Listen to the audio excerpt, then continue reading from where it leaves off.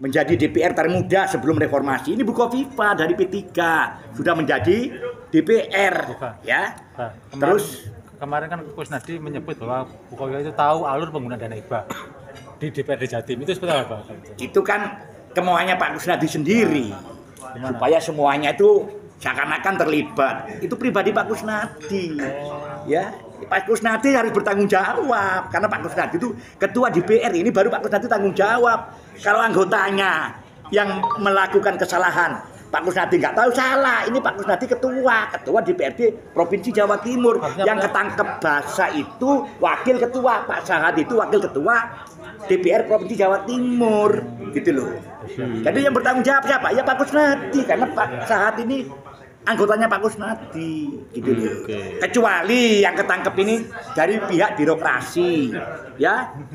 Pasti Bu Khofifa yang kena, umpama dari birokrasi yang ketangkep ya ketangkep tangan. Bu Khofifa harus bertanggung jawab.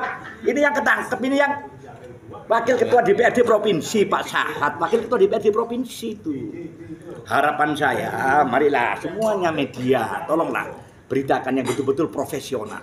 Jangan mengujarkan kebencian. Ini kan orang-orang nggak tahu apa-apa, seakan-akan Bu Khofifa itu salah, seakan-akan tersangka. Padahal kemarin itu tidak menghadiri undangan panggilan KPK itu sebagai saksi. Itu menghadiri di wisuda anaknya yang kuliah di Cina. Itu Bu Khofifa menghadiri karena tidak terjadwal acara itu, sehingga diundur masalah pemanggilan sebagai saksi. Itu sebagai saksi, dipanggil sebagai saksi, bukan sebagai apa-apa. Itu yang minta pengacaranya Pak Kusnadi, yang minta itu agar Bu Khofifa dijadikan mau menjadi saksi. Oke, sip. Mari saudaraku semua, terutama media, marilah kita yang profesional, ya. Jangan sampai orang baik ini dikatakan nggak baik, jangan sampai. Silakan kritisi, silakan habisi koruptor-koruptor itu. Karena koruptor itu biang keroknya kehancuran negaranya karena koruptor. Saya pun juga begitu, saya nggak kompromi. Siapapun yang melakukan korupsi di negara kita, terutama di Jawa Timur, silakan diberantas pelaku-pelakunya itu. Apalagi sudah disebut ada tuh 27 tersangka. Itu harus segera ditahan biar nggak jadi malah petaka lagi nanti. Kalau orang-orang seperti itu dibiarkan, mau jadi apa negara ini? Tolong kalau memang yang jahat, yang salah, yang koruptor, silakan dihukum, silakan dipanggil sekarang juga. Tetapi kalau yang tidak ikut apa-apa, tolong jangan sampai diikutkan ranah yang seperti itu. Kasihan kalau orang baik itu, kasihan, katakan baik ya. Itu harapan saya. Mari Jawa Timur itu kita jaga supaya kondusif. Mantap. Sama saya dan selalu mengajak masyarakat Jawa Timur untuk betul-betul mengawal apa yang dilakukan oleh pejabat-pejabat kita yang terutama di Jawa Timur ini. Ini luar biasa. Yang penting kritisnya itu untuk membangun, untuk memberi solusi, bukan untuk sentimen. Suka tidak suka bukan untuk itu.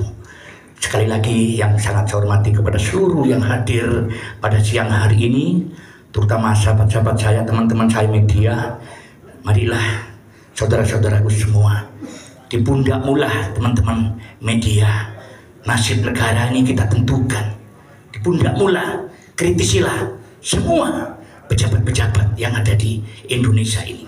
Karena tanpa juang saudara, ya mustahil korupsi akan bisa diberantas tanpa kerja keras semua teman-teman media. Ini yang perlu saya sampaikan dan perlu saya beri semangat. Sekali lagi saya bangga terhadap semua media, terutama media yang ada di Jawa Timur. Mari saudara-saudaraku semua, kita sama-sama berjuang untuk menuju Jawa Timur yang lebih makmur. Kita harus dan harus wajib untuk membersihkan siapapun itu yang telah merongrong negara ini, terutama korupsi. Karena dari korupsi inilah negara ini bisa bangkrut, negara ini bisa hancur karena korupsi. Tanpa keadilan panjenengan semua, tidak mungkin korupsi itu berhenti.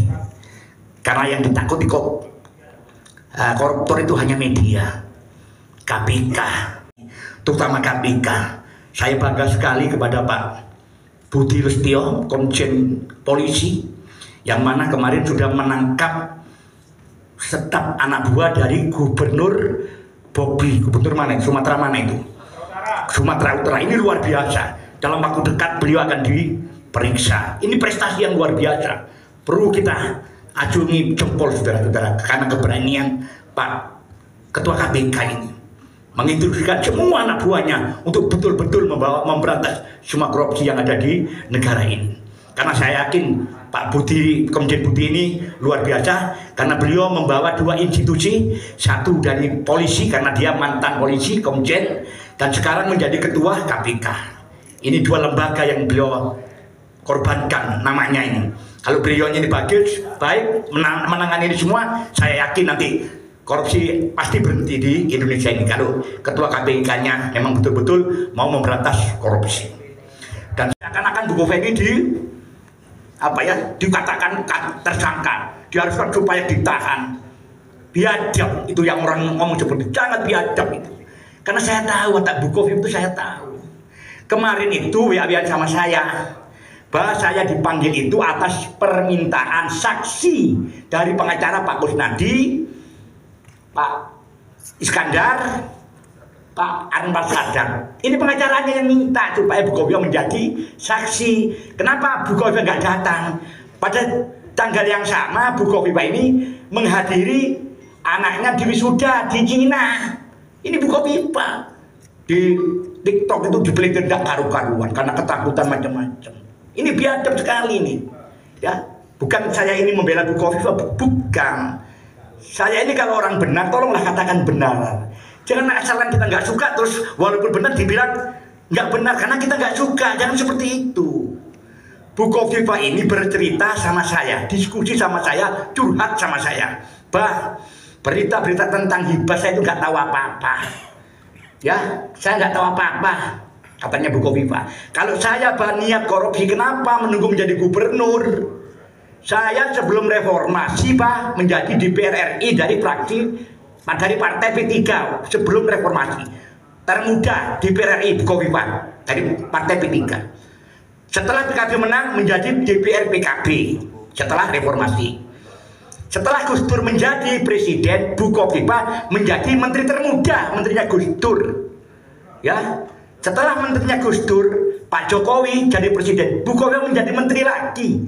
Jadi dua presiden jadi menteri beliaunya ini. Kalau ingin korupsi kenapa menunggu gubernur? Jadi menteri bisa korupsi. Ini loh, kasihan orang ini. Demi Allah orang ini orang baik. Makanya harapan saya bangga kepada Mas Heru Maki, luar biasa.